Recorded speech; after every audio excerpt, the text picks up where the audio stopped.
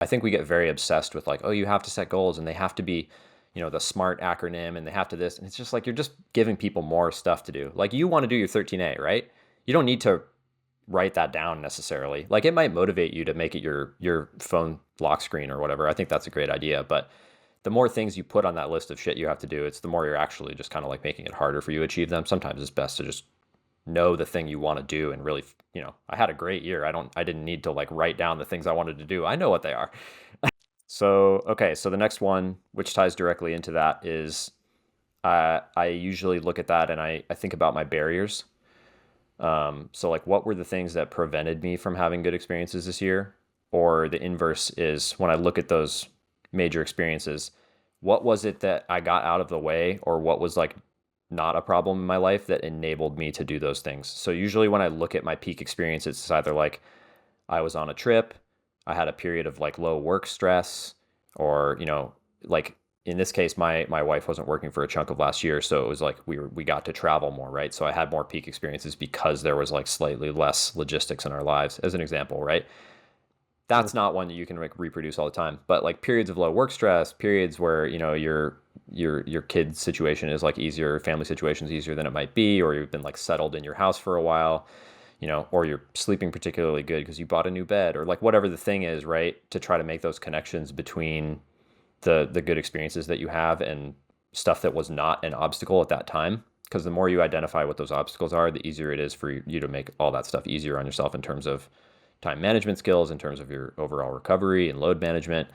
So I'm basically, what I'm trying to do is like start with the end result that I want, whether that's a process thing or an outcome thing, and then kind of work backwards to see like how is it that I was able to make that work for me in that situation.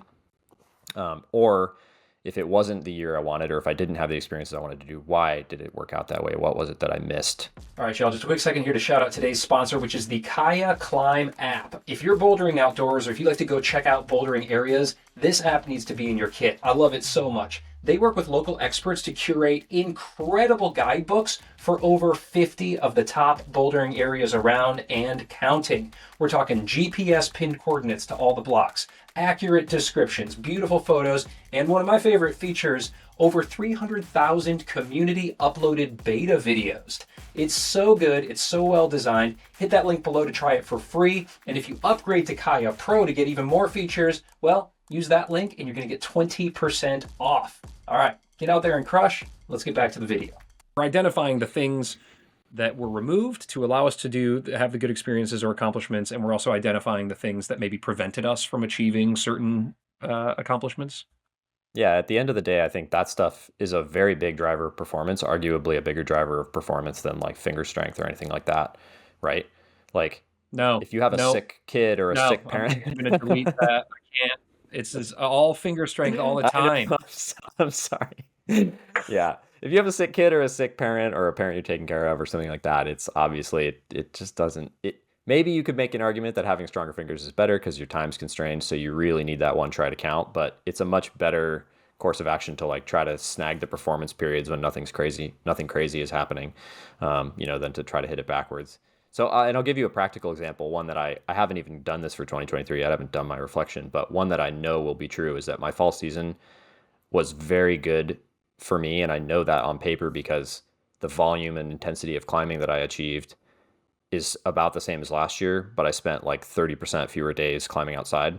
And I know that Well, those are connected.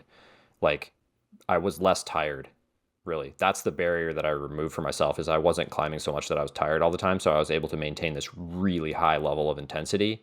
And I think I probably did a better job of it than any previous year. And it would be easy to just look at the accomplishments and be like, oh, it was kind of the same as last year. But when I tie it back to that number of days out thing, I'm like, oh, actually, that was like a banner year performance. It's a really important perspective shift. Okay, all right. I'm going to jump to an extremely practical one, which is going to be very jarring, but I actually think it's an important thing. And I usually do this every winter and every summer, but it is a New Year's thing, which is to just clean all your shit. I don't know yeah, about you, but I'm like terrible at cleaning out my pack. So usually twice a year, I never cleaned I out take my my pack. pack and I just turn it upside down and it's full of like Band-Aid wrappers and bar wrappers and I Oh, always it's have so like true. balled up tape in my chalk bag pocket and like every bag and I own and coat pocket I own has like balled up tape. This is probably making me sound like a disgusting goblin, but it is a really important step to take at the end of the year. I usually take that opportunity to like repack my skin kit. I usually buy like a new super glue, if I need to replace like my shoe spray or any of that. All that stuff like takes place when I do the clean out because I realize all the things that have been driving me crazy, like that I haven't had tape in my bag for like 2 weeks and it's been the performance season. So I've just been like hammering it and like asking people for tape or whatever. So basically a chance I to love. like get reorganized, lay all your crap out on the floor and like, get all the trash out of your bag and stuff. I think it's a really good time of year to do that. Oh my God, I love this. This is great, especially like this really speaks to like the OCD in me. And it's funny because at least for me, the season this there may not be an end to the season for us this year because of the El Nino pattern. It's like a warmer, drier season here in Kentucky. Like there may not even be an end, but I like the idea of maybe just like over the holidays, just like you said, turning that thing upside down and just dumping it all out, getting rid of the junk and taking a little inventory. Can we geek out for a second about what you like to have in your kit? It could be, I think, helpful Ooh. um, for people who are listening. For me, where I'm just like, it was a couple days ago. I got like a really bad split in my crease, and my buddy had liquid Band-Aid that he likes to put on before taping. And I was like, oh, that's smart.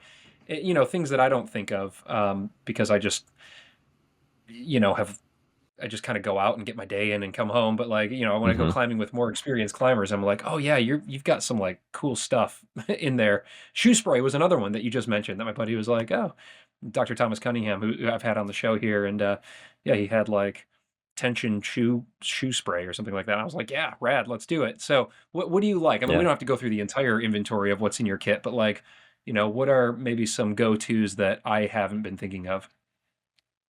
So yeah, I love the shoe spray, and I usually use super glue or like Gorilla Glue. And I guess a nice tip for people is I have like prescription pill bottles, like the slightly bigger ones. So I have like a few of those in my skin kit, and you can put shoe spray and super glue and stuff in there so they don't get battered in your bag.